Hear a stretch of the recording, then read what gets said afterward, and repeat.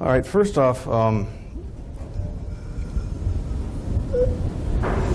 the vagus nerve. Rob called me, and he said, he asked me how I was doing, and he says, hey, I've been thinking. And I go, uh-oh. And he goes, there's this weekend coming up, and he said, don't freak out, don't panic, I know you. He said, but do you think you could do the vagus nerve? I need somebody to do the vagus nerve. And I said, he goes, oh, by the way, and it's only 2 hours. And I'm thinking, oh, good God. You know, and so I asked him, okay, what do you want? And he said, he goes, he really wants the anatomical pathways of the vagus nerve, their origins and innervations, and then, if we have time, see what kind of physiology you can dump in on top of that in 2 hours. And so that's what you're going to get here in the next couple of hours. I like things that flow, and I like it to be linear. And so this presentation, I had to pick a starting point, so I'm going to pick the efferent nucleus where everything begins from the efferent side.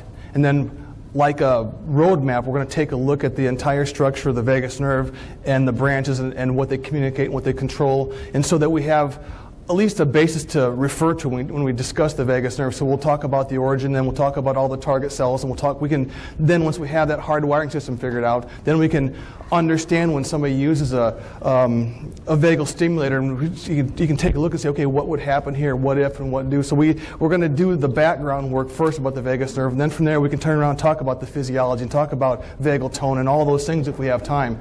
But my purpose was in this presentation is to make sure that you have the understanding of the vagus nerve and its pathways and distributions, okay? Some of you folks don't have notes. If you want this PowerPoint, I'll send it to you. It's not that it's great, but if you want to use it to refer to, okay, what did he say there, what was this, and so you have something research-wise, let me know, I'll fire it off to you, okay? Also, in some of these pictures, the artists aren't precise.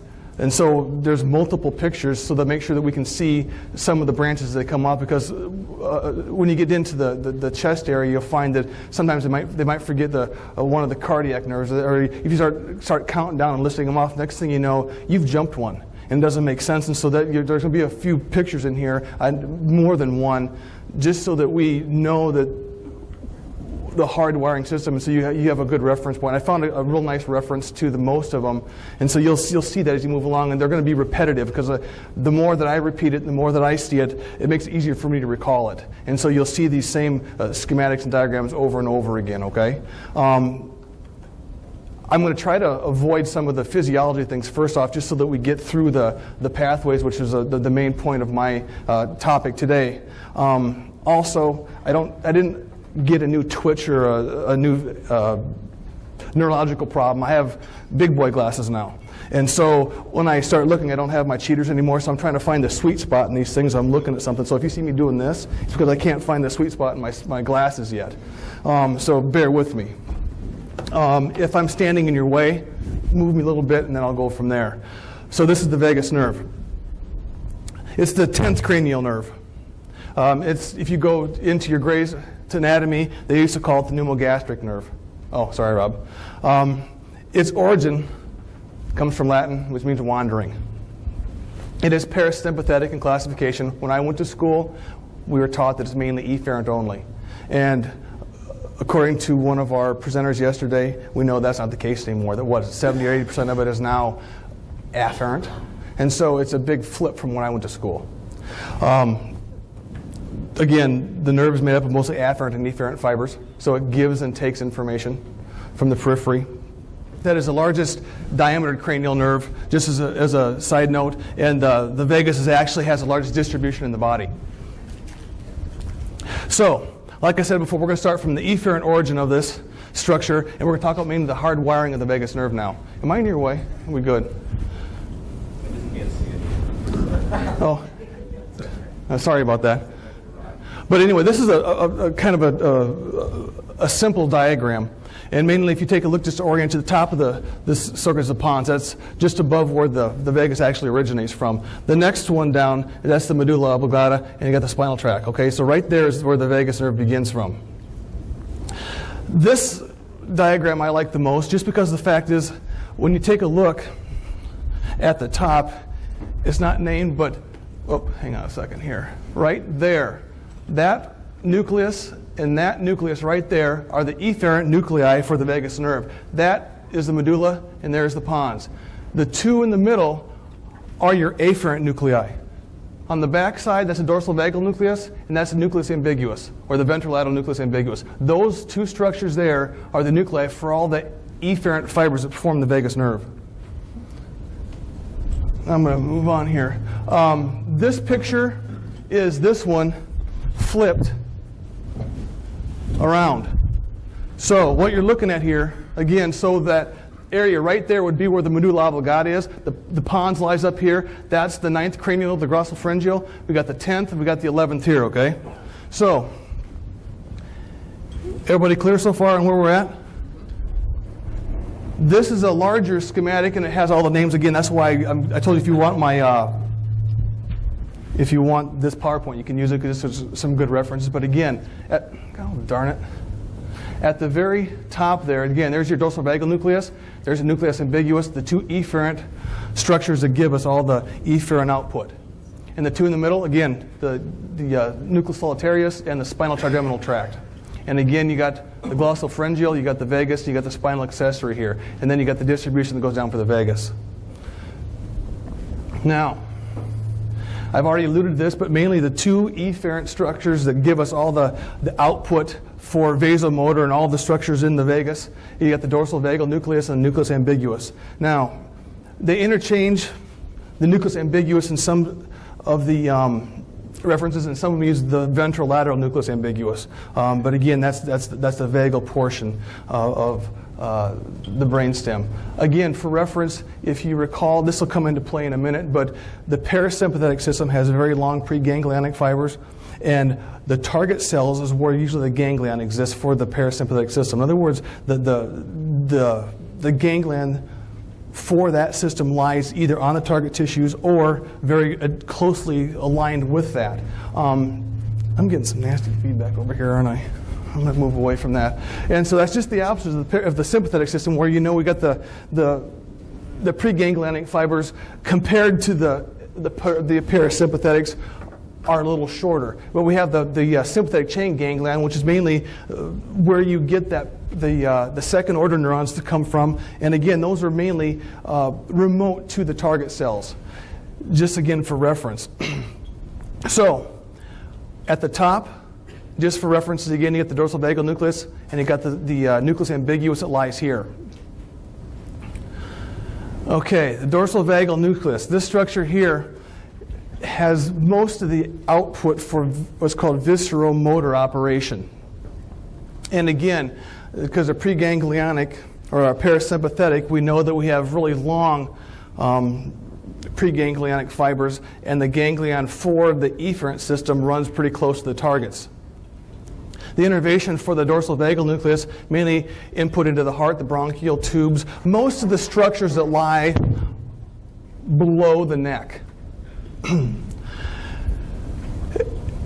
Simplistic examples of what the operations are would be bronchoconstriction in the lungs, peristalsis, slowing down of the heart rate, and secretion and constriction of the smooth muscle. If we have time, it's kind of interesting to talk about how peristalsis actually works. I never really understood it until I started getting into this research. So if we have time afterwards, we can talk about how peristalsis in the gut actually works. It's really similar to the SA node in the heart.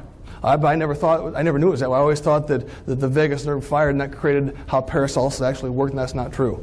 But it's kind of interesting, so if we have time, we'll talk about that. Yes? Is it bronchoconstriction or bronchodilation? Oh, did I get it wrong, didn't I? No, you didn't. Constriction. Oh, no, it is constriction. Parasympathetic creates constriction. Yeah, because if you fight or flight, you want more oxygen, so they're going to dilate. Okay, so we know the dorsal vagal nucleus actually operates most of our organ systems below the collarbones, and the ventrolateral nucleus ambiguus handles most of things in the neck and in the head. When you start looking up and looking at research, you're going to find that they use the branchial motor components often, and that's not a typo. It's branchial, not bronchial. Okay, and so when you see that, you're going to know that most of these structures we're dealing with come from the nucleus ambiguus. Okay, there are three major components of the vagus nerve that form this structure. You get the pharyngeal branch, the superior laryngeal branch, and the recurrent laryngeal branch. Now, the confusing part of this when I was researching it is sometimes they use the word recurrent, not recurrent laryngeal, and sometimes they'll use the word laryngeal and not superior laryngeal as far as the branches off the vagus nerve. So depending on what you're reading, sometimes you might see the recurrent nerve of the vagus, and that means the recurrent laryngeal.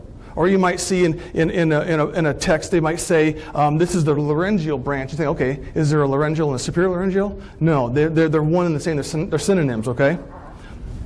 Now, the vagus, or the nucleus ambiguus, innervates some of the cardiac ganglia, so there's a little bit of carryover from the dorsal vagal into the heart. But also handles, like I said, most of the pharynx, the soft palate, and it structures into the head. Again, just for your own reference, at the top, the pink one on the top is the dorsal vagal nucleus. The one at the bottom is the nucleus ambiguus, or the ventrolateral nucleus ambiguus. This threw me initially because when I took a look at this structure and I saw this enlargement and this enlargement right here, that's what we're talking about here. But when I saw the names ganglion, it didn't make sense to me because understanding the parasympathetic system, then I assumed that the ganglion should be farther away than those two ganglion.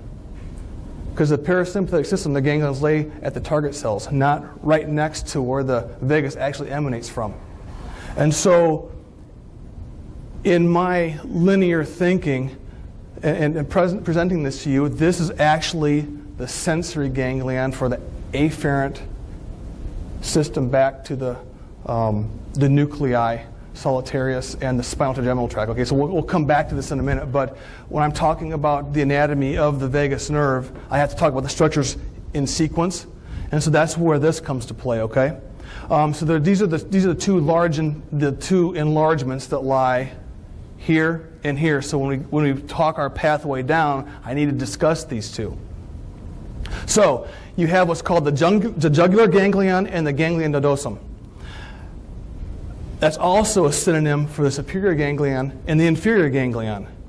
And it's also a synonym for the superior vagal ganglion and the inferior vagal ganglion. Because when I went to Gray's, they would give me one. I was in Guyton's, they'd give me another. And when I was reading a paper without a visual, I started to get confused. So if you start seeing these names, understand that they talk about the same ganglion. Whether they're talking about the jugular, the superior, or the superior vagal, it's the same structure.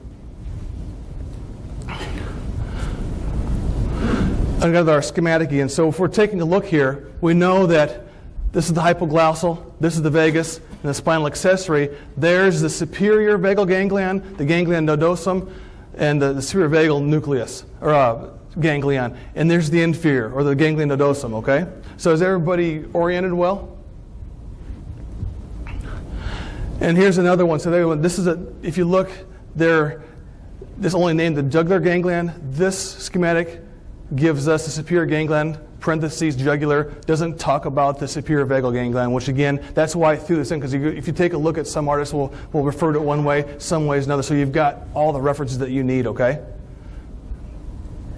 So, this is another portion that was confusing to me initially, but once I figured it out, I was kind of jazzed about it because it gives us a way to discuss the vagus nerve and our potential influences as a chiropractor.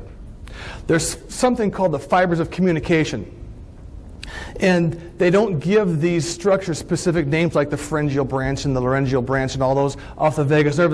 They're just fibers that come off of these ganglion. And these fibers communicate with certain structures like the accessory nerve, the spinal accessory nerve, that talks with the glossopharyngeal nerve, the facial nerve, the sympathetic system, the superior cervical ganglion, the hypoglossal nerve, and the first and second cervical nerves, which I thought was pretty cool. from our applications, why is it important to us? Because first off, if we are possibly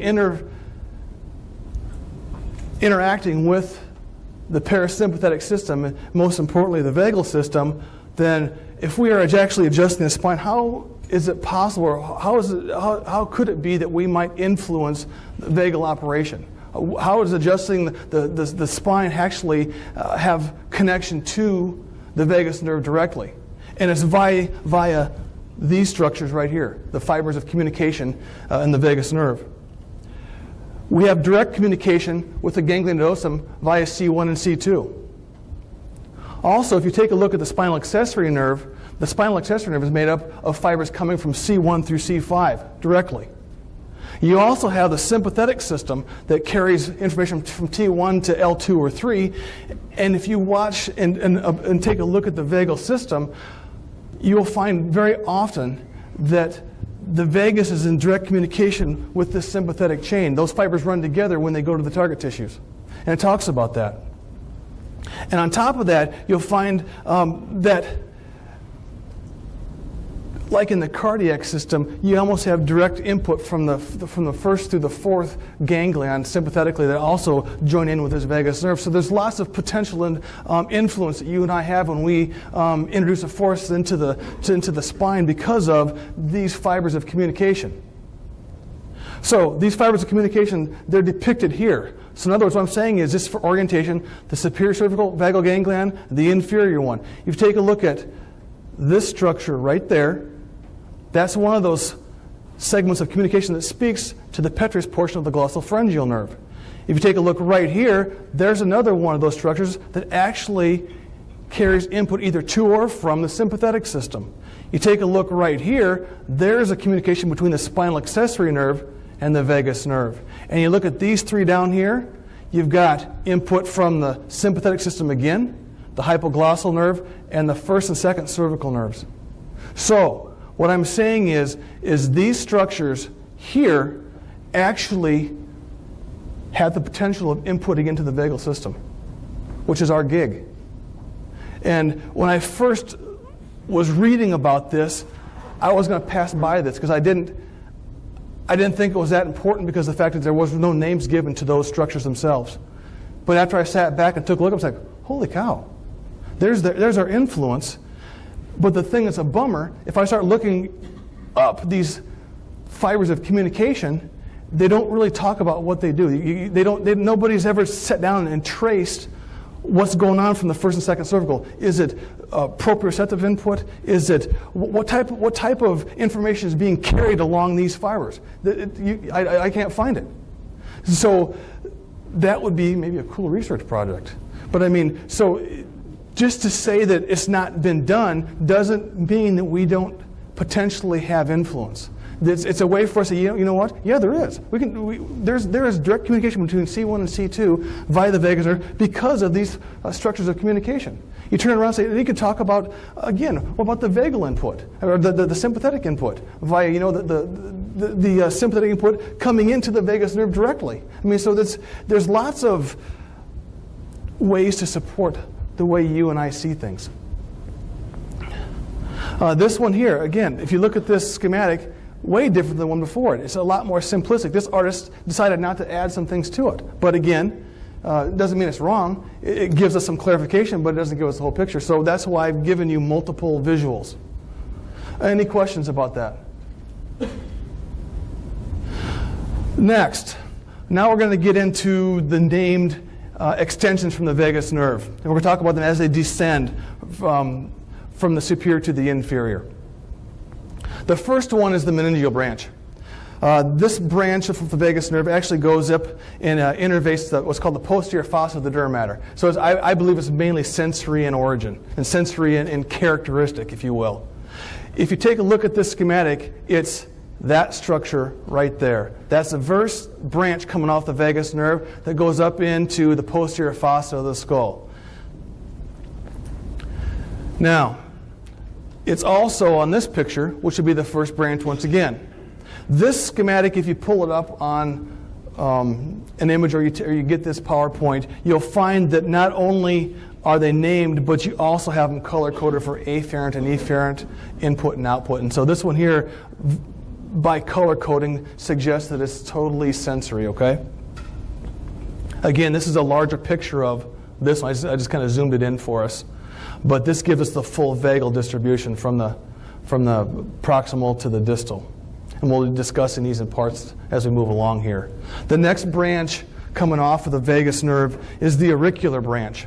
This structure here mainly innervates the back side of the pinna or the ear or the external portion of the ear, and also the posterior portion of the external acoustic meatus, in other words, the canal.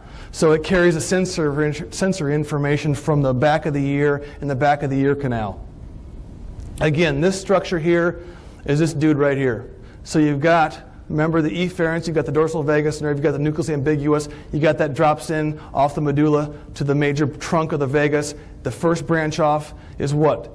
The meningeal branch. Then you've got the auricular branch. And both of these are sensory in characteristic.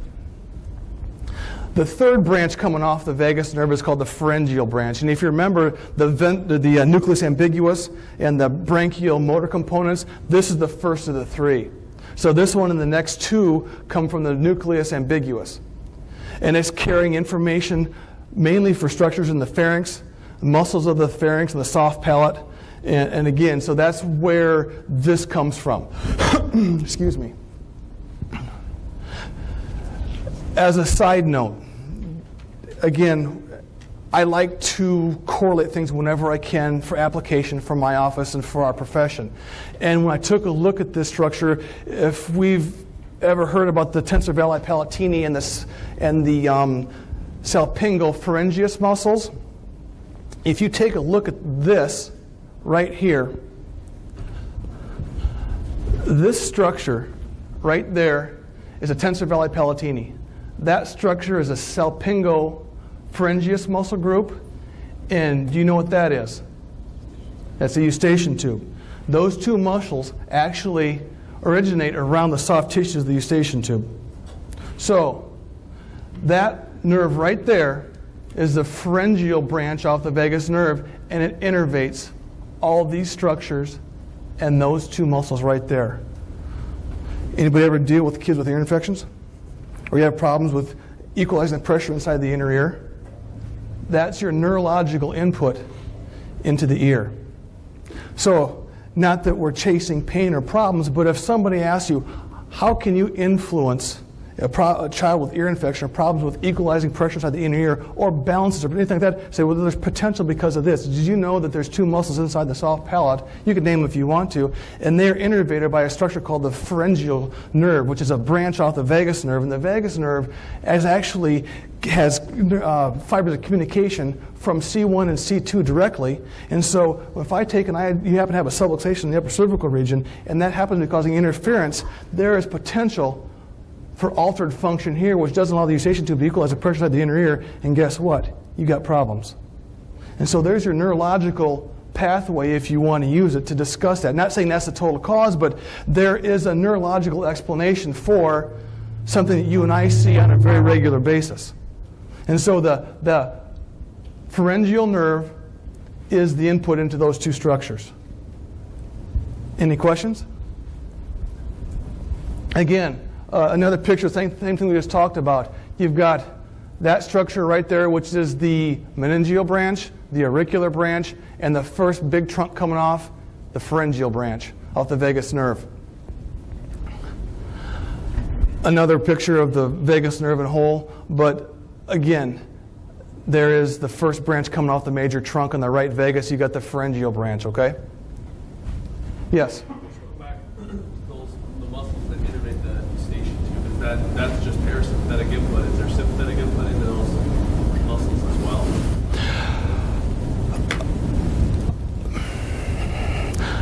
I didn't locate that, but how should I say this? I have to assume that there is. And the only reason I say I have to assume that is because understanding the two systems, all the blood vessels in the body don't get any parasympathetic input. It's totally doesn't get any parasympathetic, but it's totally sympathetic. And so if there's blood vessels going to innervate and supply those muscles, then there has to be sympathetic input that gets there also. Now, is that happen to influence the tone of that muscle? Possibly directly or indirectly, I don't know that. Those are actually fascinating questions I have in my head too, but nobody researches that out. Gentlemen like Dr. Friedman here might have some better ideas than I do about that. He's whiz-bang smart. But from what I tried to figure out, I haven't seen that direct nerve input to that, okay?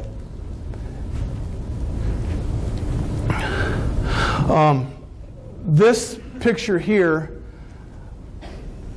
or schematic, was just a way for me to understand the vagus by what it carries, because it's really a large structure with fibers that carry information back and forth. It's not just one simple fiber, all right? And if I take a look at this, and I look right here at the top, this would be the top of the food chain, if you will. This is where I would suggest the brain to be. So we have general sensory information, visceral sensory, brachiomotor, which I talked about from the nucleus ambiguous. You remember those structures? You got the parasympathetic, and you've got input coming from other structures beside the vagus nerve. So if you take a look at this, and there are fibers in that vagal trunk that carry sensory information. They're talking mainly about the first couple branches, but the vagus nerve is made up like this. It carries sensory information, general sensory. It carries information from the gut itself. It carries motor information. It carries vagal tone information, and it goes to all these different things. And the thing that kind of blows me away about this, after listening to the speakers yesterday, is the vagus nerve isn't a filament. I mean, it encompasses every single cell inside of our autonomic system. It controls all the cells of the stomach and the intestines and the pancreas. You pick an organ, and all the cells are monitored by this vagus nerve. And the thing that kind of wigged me out is when Dr. Friedman was talking about how the neurotransmitters at the tip of the vagus nerve modulate the immune system.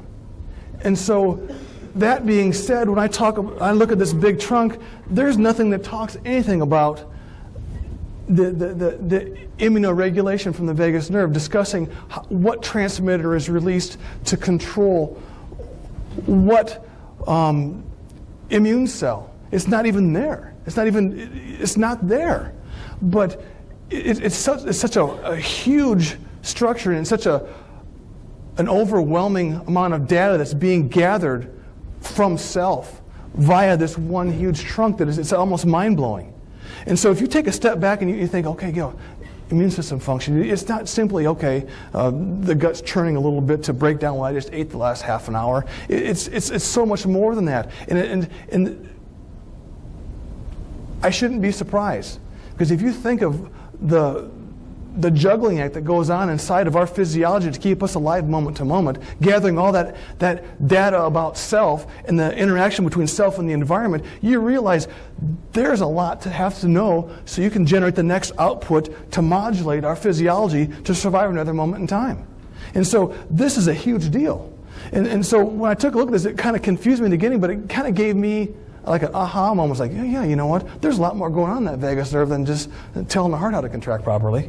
And so that's why I stuck this in there. But again, it's just a way for you to take a step back and realize that the vagus nerve is a big deal. It's a big deal.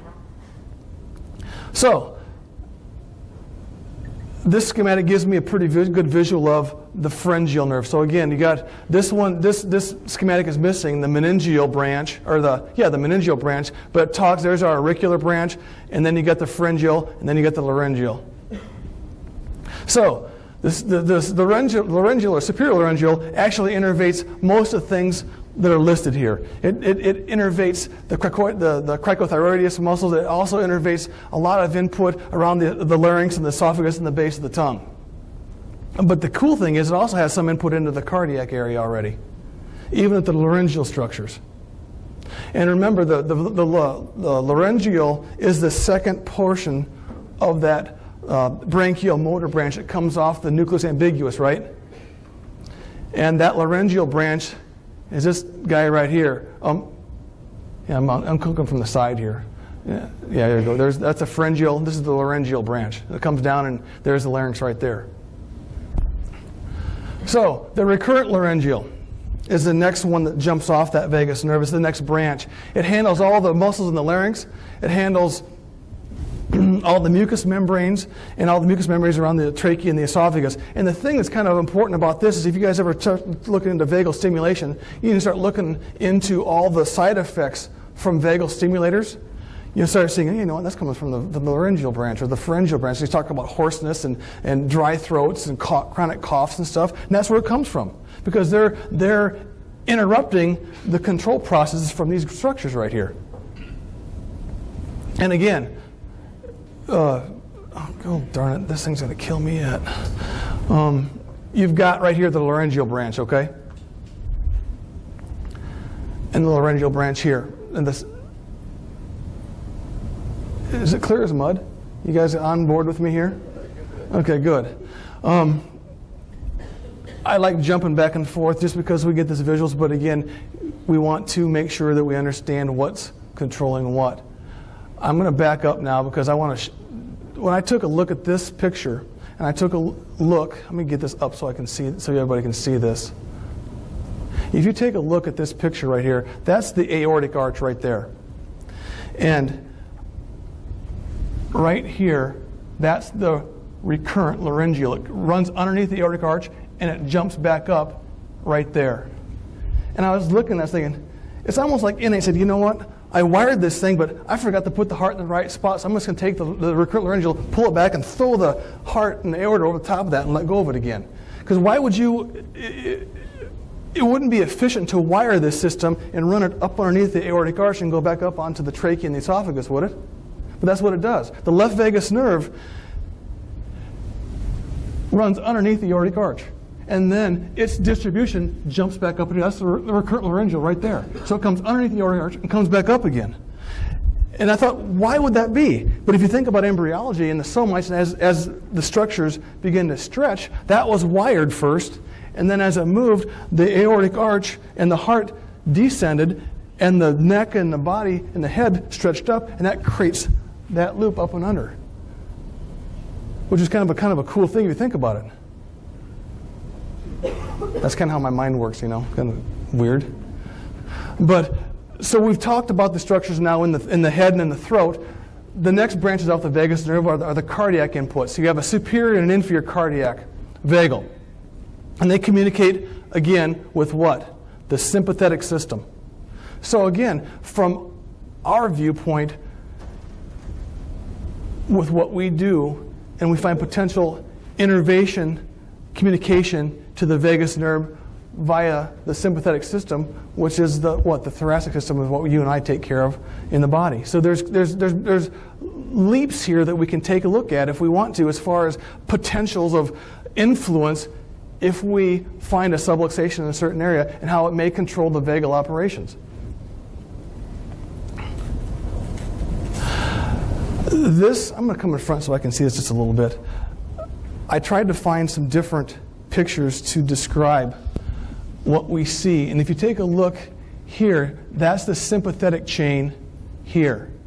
That's your vagus and your vagus. All right? Now, how do we know whether it's right or left? The left vagus nerve loops under the aortic arch. So there's your recurrent branches that come back up right here. All right? They've just taken the heart out. And so you've got the left and the right vagus nerve. And if you wanted to count down, you could really discuss structures just to orient yourself if you wanted to. Because if you know that this area right here is the laryngeal branch, then we should be able to go up and find the recurrent laryngeal. We should be able to go up and find the superior laryngeal and then walk our way back up to the top if we wanted to.